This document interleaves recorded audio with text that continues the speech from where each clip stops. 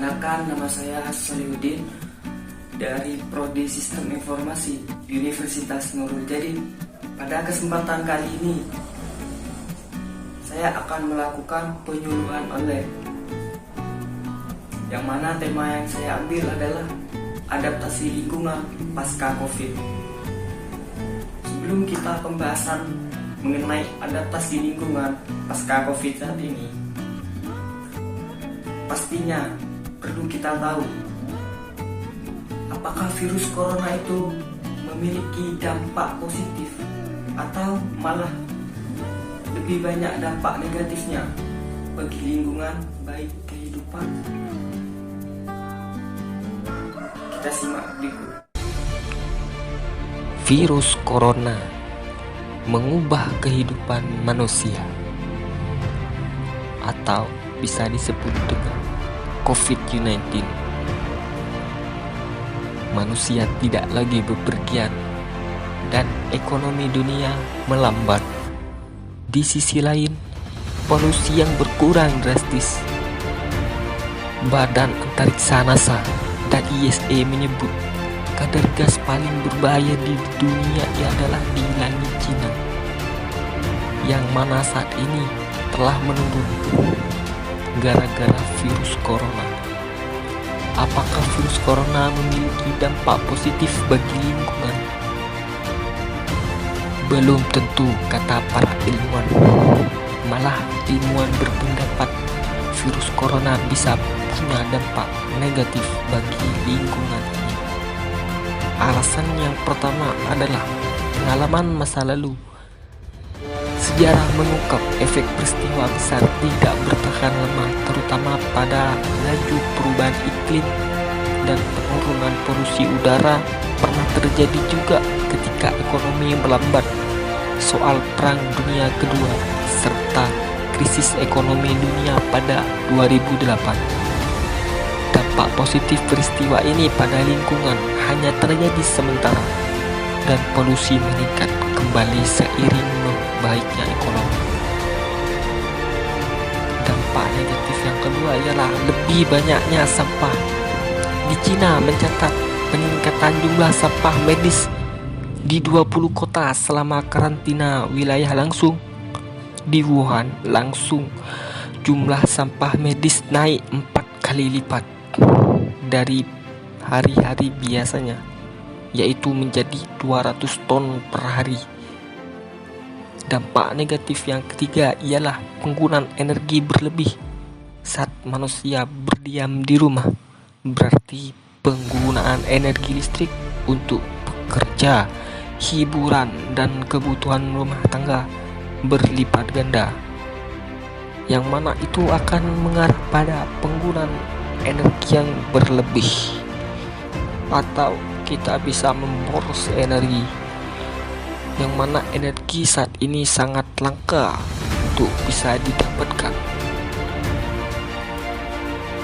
Dampak negatif yang keempat ialah bumi kehilangan partikel pelindung.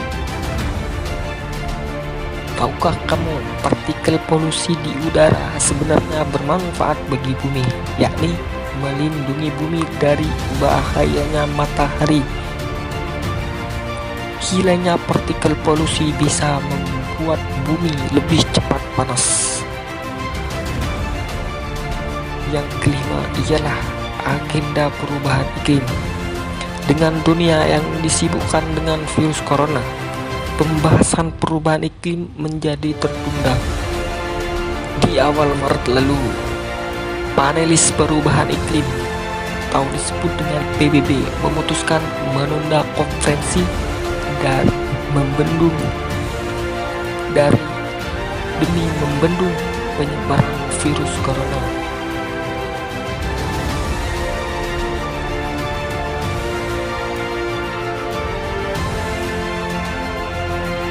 Kita tidak bisa menyimpulkan bahwa pandemi membawa dampak positif bagi lingkungan, tapi kita bisa belajar bahwa gaya hidup kita yang memberi dampak langsung bagi lingkungan. Nah, selepas dari sisi positif dan negatifnya ternyata virus corona bagi kehidupan maupun lingkungan kita sangatlah berpengaruh buruk. Oleh karena itu, kita harus mencegah penularan ini. Sebagaimana pepatah mengatakan, mencegah lebih baik daripada mengobati. Nah, berikut ini adalah 10 anjuran dari pemerintah untuk mengantisipasi penyebaran virus corona.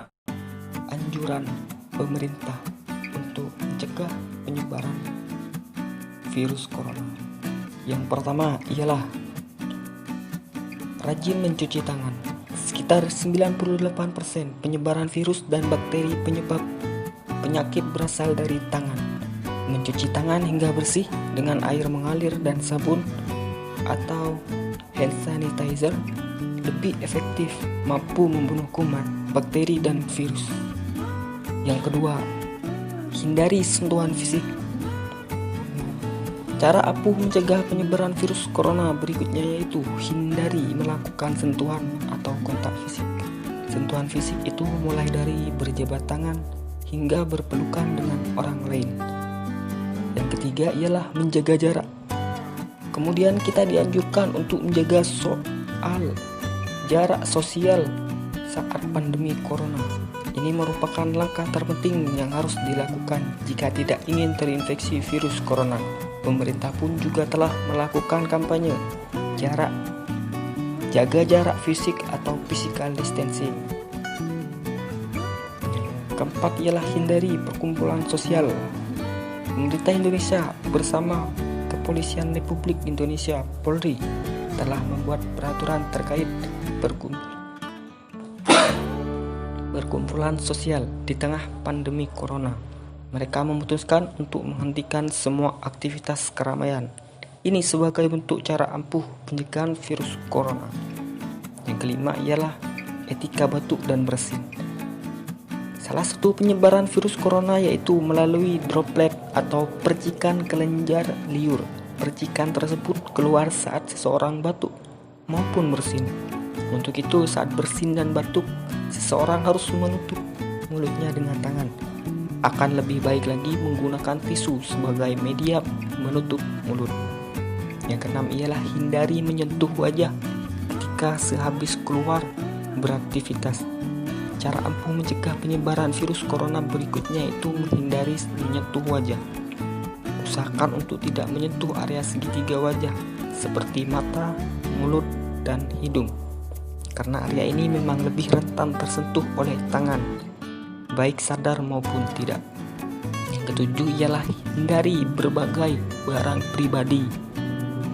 Telah dikatakan untuk sejumlah penelitian dan studi virus corona mampu bertahan hidup di permukaan hingga beberapa hari. Maka dari itu sangat penting bagi seseorang untuk tidak berbagi barang pribadi dengan orang lain, mulai dari peralatan makan, sedotan, handphone hingga sisir. Yang kedelapan ialah rajin membersihkan perabotan. Tidak hanya tubuh, menjaga kesehatan tempat tinggal juga sangatlah penting.